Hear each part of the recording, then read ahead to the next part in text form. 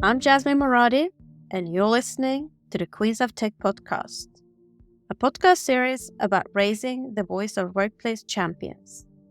60 plus questions in around 30 to 40 minutes with women of color, non-binary, and transgender influencers about their journey into STEM, science, technology, engineering, and mathematics.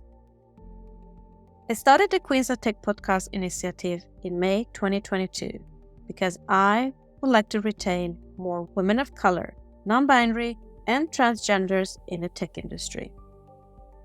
Talent is out there, but our work environment needs to improve for all to feel safer, stay authentic, and to be valued for our contributions. My vision is to raise the workplace ecosystem for all in tech by killing the imposter syndrome, stopping bad behavior, and increasing equity opportunities. Each podcast talk is built around 60 plus questions regarding upbringing, education, career path, DIB, and future advice. My mission is to bridge the gap between schools and workplaces by getting into the heart of my guest's personal life and career journey to inspire other girls, women of color, non-binary, and transgenders to unleash their full potential to reach top leadership roles in the tech industry. My goal is to raise the voices of tech champions around the world and together with companies, investors, and politicians, raise the challenges and opportunities around equity, inclusive, diversity, and belonging in our workplaces. Enough is enough. I would like to enforce companies to build a sustainable, inclusive culture to retain diverse talent so we keep the workforce power equity to continue building future diverse and inclusive products. Representation matters. Your voice matters. In this episode, I'm very excited to welcome my guest, Tech Queen Michelle Fraser, engineering consultant. Hi, Michelle. Hi, thank you for having me on your show. I'm really excited, actually. Thank you for joining. I'm very happy to have you calling in from UK. How are you? I'm really good today, feeling really positive. Glad to hear. Now, let us dive into your journey into STEM. Hope you're ready for the Queens of Tech 60 plus questions. Let's warm up with a few fun facts about you. How would you describe your personality in 3 hashtags? I would say respectful, equality, and anti-bullying. How would you describe your life in 3 sentences or hashtags?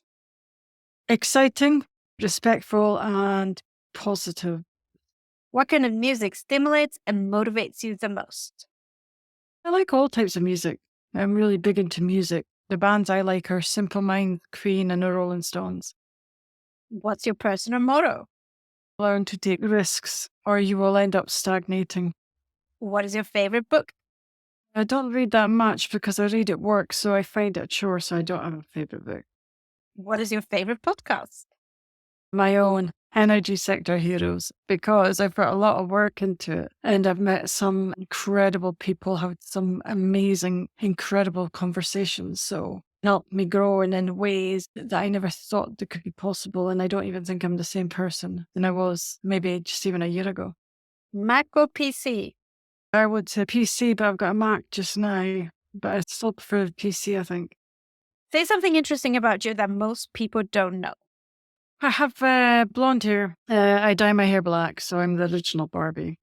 What is your hidden talent?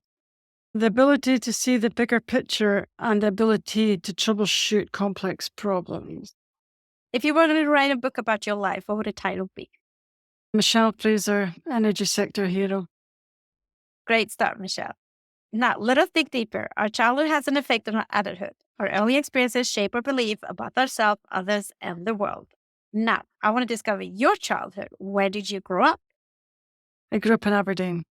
What was your dream job as a child? It gets difficult because I grew up in the 80s, 90s, and back then there was very little equality for women. So we were encouraged to take a traditional route into a more feminine type of role, maybe secretary, hairdresser. So I didn't really come into my own until after I left school. my dream job at school that I was encouraged to do out of all the feminine type of roles was probably a hairdresser. And it was just as well that I started on that route because a lot of the subjects that I studied and the qualifications that I achieved, I was able to cross over to take my engineering studies later on. And what was your favorite subject in school then? Art, because I'm very creative. What was your least favorite subject? PE, although I do a lot of exercise now, but I hated it when I was younger. God, I hated it too. What is the earliest memory of technology of the arrival of the internet? I was quite old when the internet came out, so I remember using it at college and at my first job, which was maybe when I was about 16. And which were the three first technology gadgets you owned? My mobile phone, which was a Nokia, which was a very old phone. And who was your female role model growing up and why? My mum, she taught me a lot about living my life with integrity and authenticity and compassion. How do you think then where you grew up and the school you went to and the generation you come from influence your education and career choice? It didn't. As I said before, we were encouraged to pursue a female kind of traditional role rather than what I'm doing now. So the time I went to school, I know it's a lot different now, but the time at school, they hindered you quite a lot. Because there was woodwork, metalwork, and technical drawing that the males in the school used to be able to do, and even the females weren't even allowed to do that. Then very impressive where you are today. So I'm going to read two quotes. First one, how does the universe expect me to choose a career path at 16? I can't even choose what I want for dinner. Second, Abraham Lincoln said, I quote, the best way to predict your future is to create it. So Michelle, I want to know the choice behind your career path then. Where and what did you end up studying at university? I studied electrical and electronics engineering, and I went on to do my master's, my MBA. Then who and what influenced you to get into your choice of field, engineering? I think it was my parents. When I left school, I felt that I wanted to do something different. I didn't want to take the traditional route, but I wasn't sure of what I wanted to do. My dad worked offshore at the time, so I followed his footsteps into a technical role. And what professional roles have you had before that led you to the current one? I've been a construction manager in one of the largest projects in the world. I've been a commissioning manager, and I've been a technical officer as well. So what do you do as an engineer consultant? I mainly do project work, although I've done maintenance before, but it's mostly project work that I do just now. So I work mainly on the instrumentation, ICSS and cybersecurity systems, some electrical systems as well. And I upgrade them. I do new builds with the LNG plants, or I refurbish existing platforms. I've also had experience in decommissioning as well. More or less project manage the vendors, which I've done quite a lot of times, many different vendors. So I am in charge of it can be anything from the design to the construction to the commissioning. But my last role I was in, I was verifying all the commissioning of the cybersecurity and ICSS system. And what was the reason behind starting your own consultancy agency? To appear more professional, and I think it just grew arms and legs from there. Now I have a podcast and everything, so it all started off quite small, and then I just grabbed every opportunity as it came along. And what does a typical work day or work week look like for you? It usually starts off by meetings with offshore in the morning, and then if there's any problems after the meetings, I usually end up providing technical support offshore, helping them troubleshoot any problems. Then I would meet with the vendors to discuss the progress of the software packages that we're going to be implementing offshore. In my last job, it was the cybersecurity. Then I would be arranging for discussing with commissioning on a plan to implement any software so it wouldn't interfere with commissioning. Then I would be arranging for people to go offshore. Sometimes I would go offshore myself as well. I love the quote, choose a job you love and you will never have to work a day in your life. So Michelle, what do you love about your role? I love everything about my role. I love that no 2 days are the same. I love that it's a unique role for a female. I just love everything about it. I love being able to troubleshoot difficult problems. I love that it challenges me, that it stretches me, that I learn something new every day. And what is the best experience you've had so far? Any examples? I think it's delivering the remote central control room fully complete with minimal problems. I think one of the biggest achievements is that I was able to implement the cybersecurity system to the whole plant successfully, and it works. So cool. And what is the biggest challenge you've encountered so far, and how did you end up tackling it? Implementing the cybersecurity system, because obviously commissioning was ongoing at the time. And to implement the cybersecurity system means that commissioning would have to stop. If commissioning stops, then the whole project gets delayed, which is quite a big issue because time's money, and it's quite a lot of money because I think the shareholders just want the plant back up and running. So they're making money off of it. So it's just really having really good communication skills and negotiating with the commissioning team to come up with a plan that we were both happy with. And what do you wish everybody understood about your role? It's not easy. It's not easy. I mean, make it look easy because I have a lot of experience because I've got about 30 years experience, but it's quite hard and it's quite challenging. And what is the one common myth about your professional field that you want to disapprove? It is a challenging role because it's more or less IT. Yeah, it can be quite a challenging role. But then what do you love about working in the tech industry? Because it's challenging and it's unique and I get to travel with it. I've traveled quite a lot with my current role. I just love it. Oprah Winfrey said, I quote, think like a queen. A queen is not afraid to fail. Failure is not a stepping stone to greatness. And Michelle, what has by far been your biggest achievement in your career?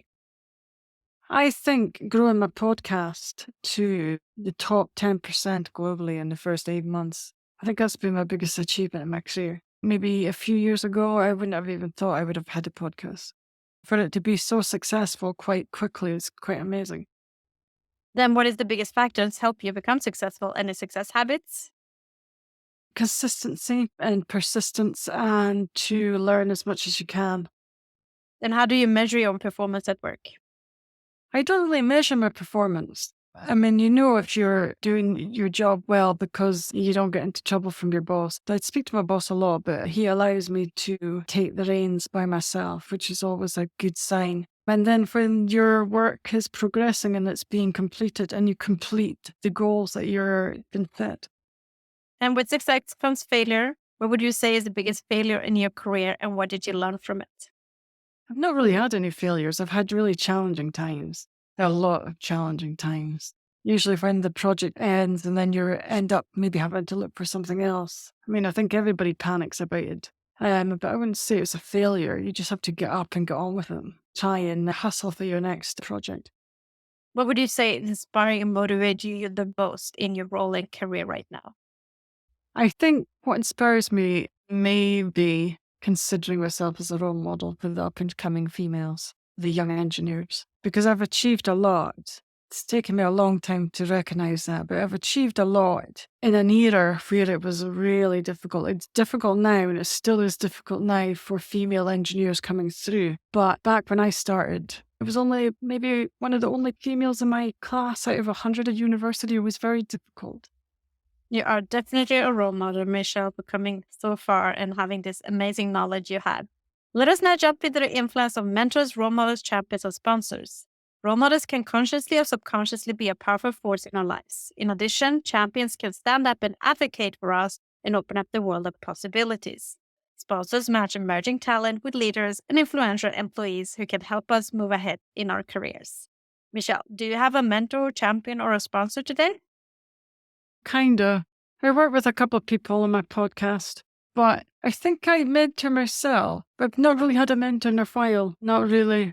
I think at my age and career level, I think it's my turn to mentor other people now, mentor the younger people coming through. Not really had a mentor in a while. I've had some amazing mentors over the years.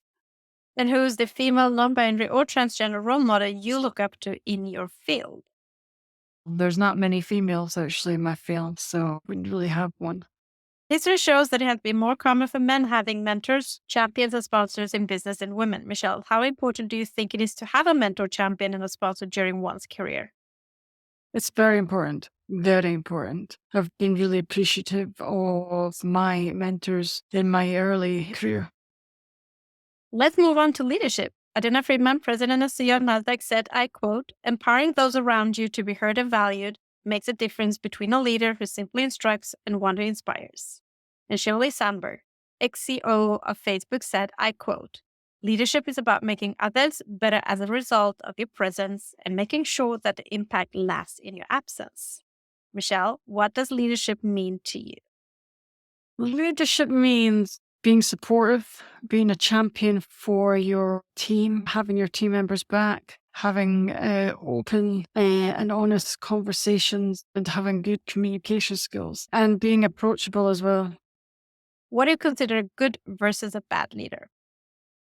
A bad leader would be someone who had no control over his team members. I don't know how to put it politely. Somebody who would maybe backstab you. There is quite a lot. Yeah, maybe somebody doesn't really appreciate your efforts as well. And who is your favorite female non-binary or transgender tech leader and why?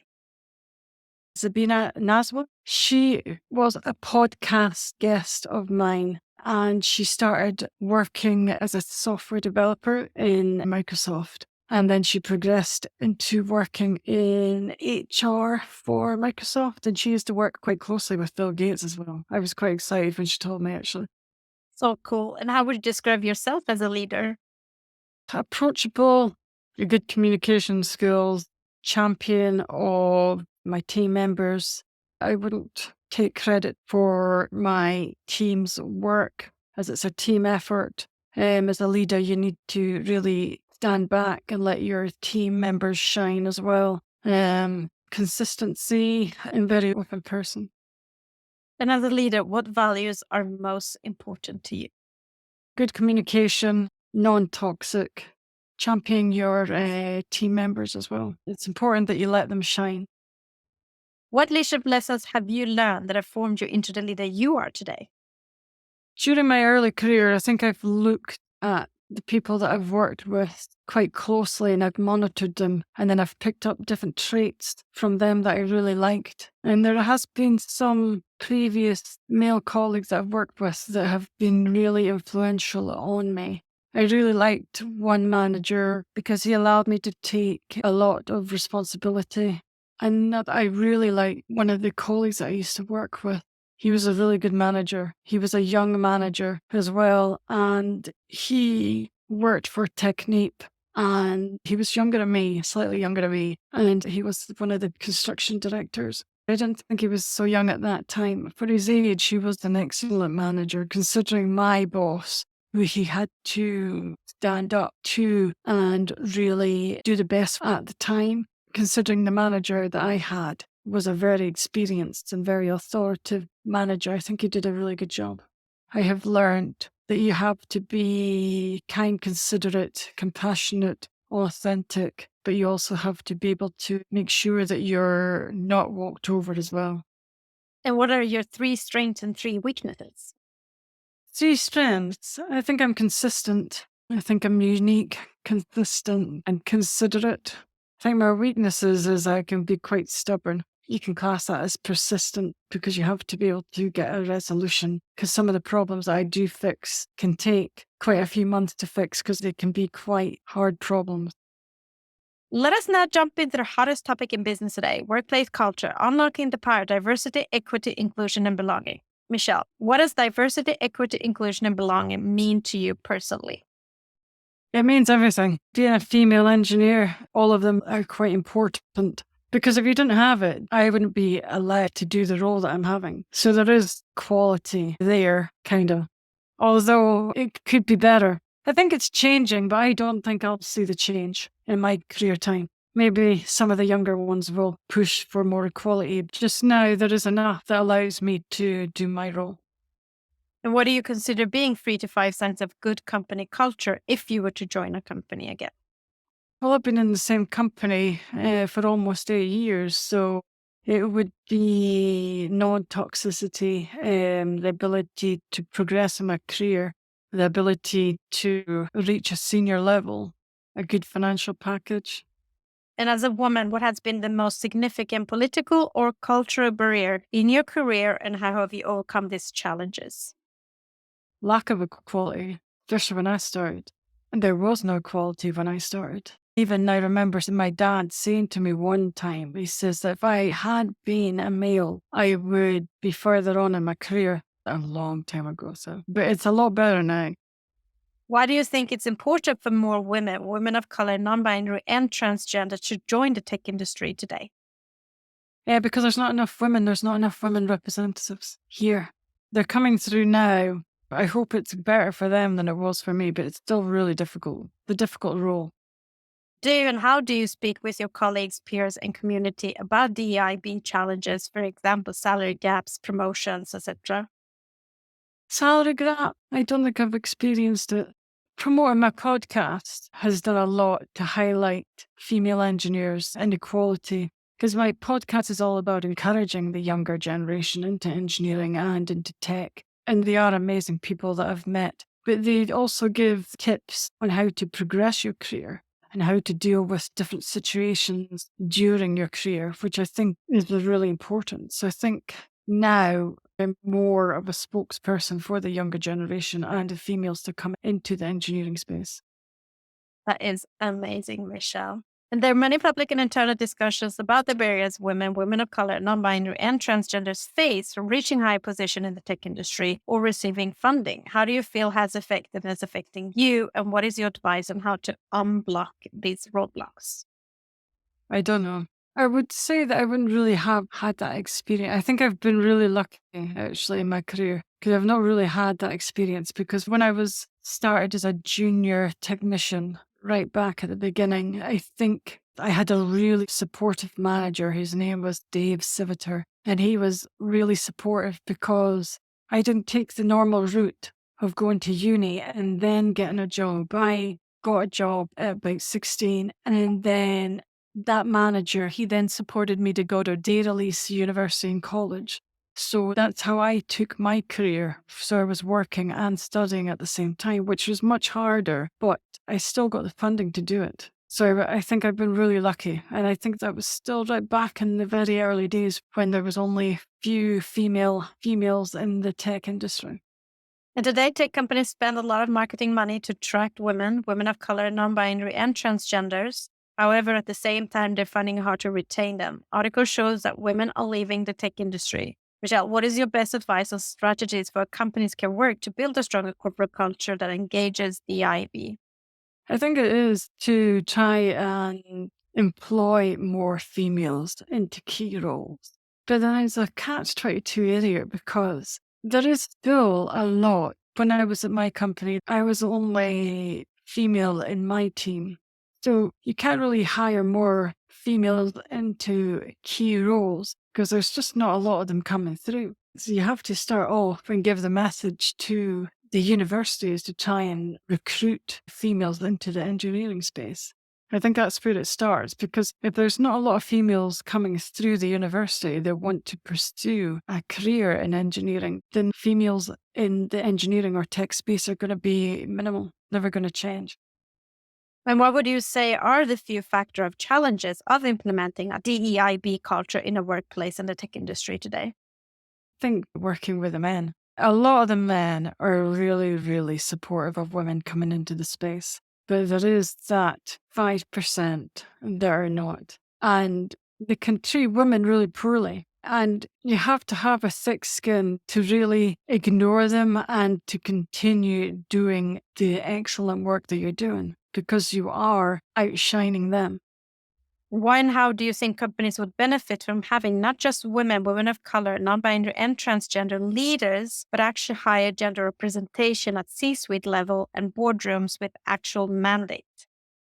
I've had quite a few conversations with some of the leaders that I've had on my podcast, and all of them say that there's not enough women on the boards. There's just not. I think one of the ladies that I spoke to, she was starting an organization to encourage more female board members. But I don't even know how you would even start doing that. I think it would start with training because you need senior management training and senior and mentorship to be able to break the glass ceiling. If you could break the glass ceiling, it's still quite firm. So what would you say is the biggest reason behind that we don't have more women of color, non-binary, and transgender leaders in the tech leadership roles and as startup founders still today? because there is still that glass ceiling. There's not as much opportunities, usually in some of the big oil companies and even some of the other tech companies. It's already predetermined a succession plan, and it is still jobs for the boys. How much do you think the tech industry has changed regarding DIB since you joined? Because you've been in the industry for, what did you say, 25, 30 years? I don't think it has much. I mean, there is a more equality, there is, slightly. But it's hard. It's been hard work climbing the career ladder to where I've come to the position that I've got now. It's not been easy. And I feel like I've had to sacrifice quite a lot to get here. A lot of personal time, learning and training and learning my trade in my own time and maybe traveling. Because I used to work in Aberdeen for a long time and then I left to go traveling to other countries to work. And I only did that because I think there was a downturn and because I am a female and I am predominantly by myself. There's no one else to help you out. So you have to go for the work is and you have to really carve out a living for yourself and a career for yourself. And looking back on your career, Michelle, what one thing would you have changed in your working environment to break the bias? I wouldn't change anything because I don't think I would have come so far by myself. And I don't think I would have came so far having the knowledge that I had. Because if it was easier for me to progress up the career ladder, I might not have the same type of knowledge that I do. I have a lot of knowledge about my job. I know everything there is, hopefully I do, about my job. But I can come into any company and get to work straight away and fix their problems. Not a lot of people could do that. Well, looking forward, what will you do beyond being a role model for women in engineering and doing your podcast to improve the bias for the next generation of women, women of color, non-binary, and transgenders in tech? Hopefully, it's going to be giving talks. I think I'm working up to giving talks about equality and encouraging younger females into the engineering and tech space. Can't wait to see that. Let us move on to another hot topic in business today, which is work-life balance and mental health. Michelle, you have without a doubt a busy lifestyle. How do you take care of yourself to maintain good mental health? You have to have a good mental health because if you don't have good mental health, for me, I don't think you could do your job properly because your mind would be occupied with all the problems that you were having going on in the background. So mental health is very important. The colleagues that I've had have been really supportive when I can, when I'm not so busy. We go out and have maybe a drink and a laugh, and they're really nice guys. I also do a lot of exercise and I also spend time with my family when I can get the chance to. It's also important to know that some of the men that you work with are away for their families and they might be struggling. So it's also important to listen to them and to make sure that you're approachable, that they can come and they can talk to you as well. It's a two-way street. Have you ever experienced burnout? No, I haven't. Because when I'm working on a project, and usually when I feel that I've had enough, I can always book a ticket home to visit my family. That's when I'm working away.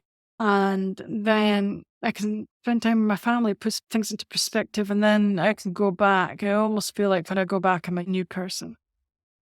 And what is your advice on how companies can create a more mentally healthy workplace in the new now? I think taking a lot of stress off their colleagues, off of people, off their employees.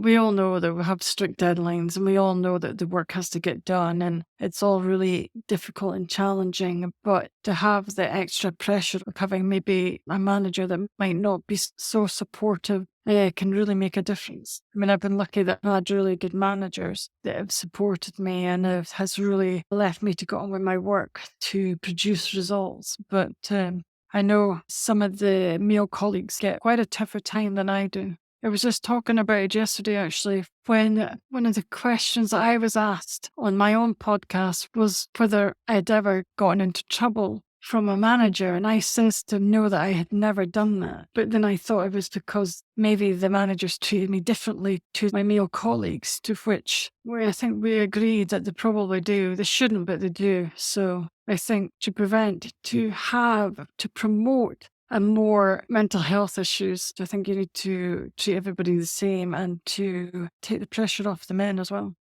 What motivates you every day to get out of bed? Probably earning money. because I have to, because there's no one else bringing it in apart but me. But I do like my job as well. Don't get me wrong, I do really love my job, but I think it is the fact that people rely on you as well. Because the guys offshore, they're all very good and very talented technicians, engineers offshore as well. But sometimes they just need a bit of extra helping hand. They might not understand something, so they rely on you. So if they have a problem that's appeared overnight, as it can, they could be waiting for you in the morning to get in so they can call you and tell them all about the problem so you can help them fix it. Now, let us wrap up with a few words of wisdom and a piece of advice for our listeners. Michelle, what is the best piece of advice you've been given that has helped you during setbacks in your role and career?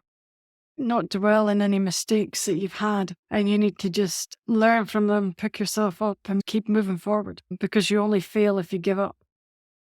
And then what is the worst advice you've ever been given and how did you tackle that?